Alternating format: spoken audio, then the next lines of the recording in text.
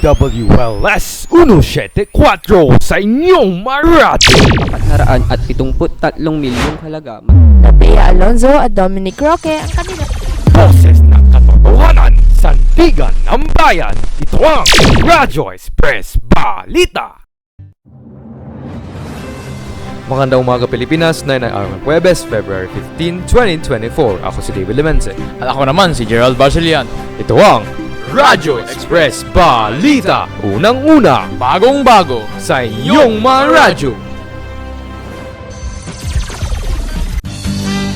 Sa ulo ng mga nababagang balita, itong dana 38 milyong halagang napinsala sa infrastruktura sa landslide, flash floods sa Mindanao. DOJ inatasan ng NBI na imbestigahan ng sunod-sunod na bomb threat. Radyo Express Balita.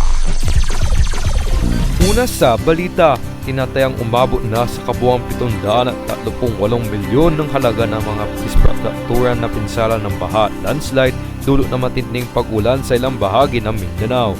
Para sa detalye, narito si Pablo Posadas. Base sa datos ng NDRRMC, ang Caraga Region ang nagtamo ng pinakamatinding pinsala na nasa 473 milyong halaga matapos mawasak ang nasa mahigit 32 pasilidad. Sinundan naman ito ng Davao Region na nagtala ng mahigit 265 milyon mula sa 134 na infrastrukturang nadamay sa pagguho. Sa kasalukuyan, ang naturang landslide sa Maco, Davao de Oro ay tinatayang nagtala rin umano ng 37 kataong nasawi, habang mahigit 70 katao naman ang patuloy pa ring hinahanap. Samantala, ang mga pamilya at residente naman na nakaligtas ay nananatili pa rin sa mga evacuation center, habang ang iba ay piniling manuluyan sa kanilang mga kapamilya at kaibigan.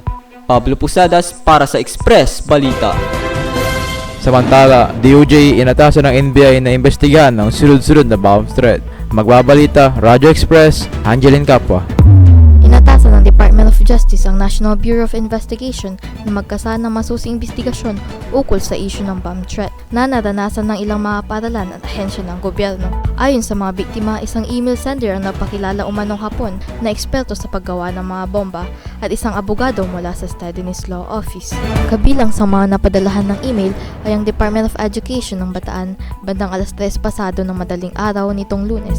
12 ng Pebrero, sa inisyal na investigasyon, nabatid na may mga kahalintulad itong hoax email sa internet na nangyari rin sa iba't ibang bansa. Ito si Angeline Capua para sa Express Balita. Radyo Express Balita. Susunod sa Express Balita, San Miguel kampiyon sa PBA Season 48 Commissioner's Cup. Kinumpirma na ni Bea Alonzo at Dominic Roque na hindi natuloy ang kanilang kasal. Magbabalik ang balitaang pagkatapos ng paalalang ito.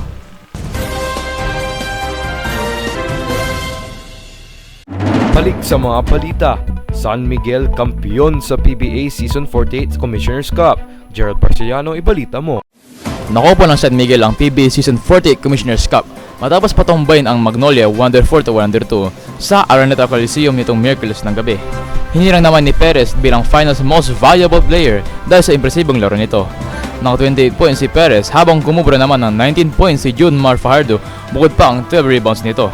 Gerald Barcelian para sa Balitang Esports. Para sa balitang showbiz, kinumpirma na ni Bea Alonzo at Dominic Roque na hindi natuloy ang kanilang kasal. Rihanna Makugay, ichika mo. What's up? What's up? What's up? Oras na para sa OMG as in oh my goodness! Sa wakas ay binasag na ni Bea Alonzo at Dominic Roque ang kanilang katahimikan sa kanilang hiwalayan na nagpapatunay na nagpasya silang itigil ang kanilang kasal.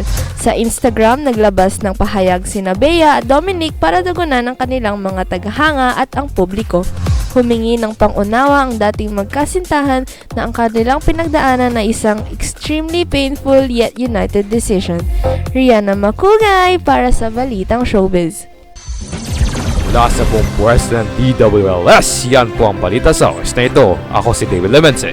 At ako naman si Gerald Barcelian. Ito ang Radyo Express Balita. unang-una Bagong-bago sa iyong mga radyo. DWLS 174 sa inyong mga radyo. Boses ng katotohanan. Sandigan ng bayan. Ito ang Radyo Express Balita.